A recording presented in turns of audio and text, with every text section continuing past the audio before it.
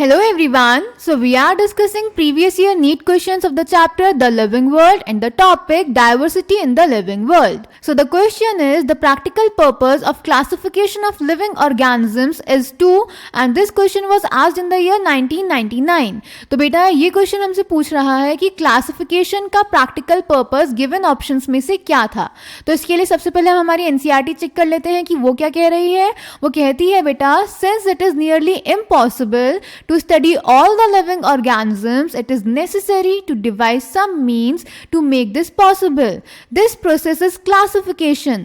Classification is the process by which anything is grouped into convenient categories based on some easily observable characters. तो बेटा NCERT हमें समझा रही है कि इस दुनिया में बहुत सारे लिविंग ऑर्गेनिजम्स हैं, उन सबको अलग अलग स्टडी करना मुश्किल है, तो उसके लिए हम उनका क्लासिफिकेशन कर देते हैं, उनको हम कन्वीनियंट कैटेगरीज में ग्रुप कर देते हैं, उनके अलग अलग ऑब्जर्वेबल कैरेक्टर्स को आइडेंटिफाई करके। तो इस तरह से उनका आइडेंटिफिकेशन भी हो जाता है और उनका क्लासिफिकेशन भी हो जाता है।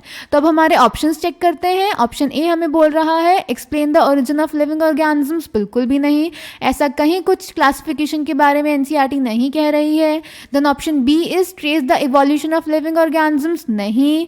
Then option C is name the living organisms, नहीं, ये नॉमेनक्लेचर होता है। And option D is facilitate identification of unknown organisms. तो हाँ बेटा हम यही कर रहे हैं, एक अननोन ऑर्गेनिज्म लिया, उसके कैरेक्टर्स स्टडी करे, उसको क्लासिफाई कर दिया जिससे कि उसका आइडेंटिफिकेशन हो जाएगा।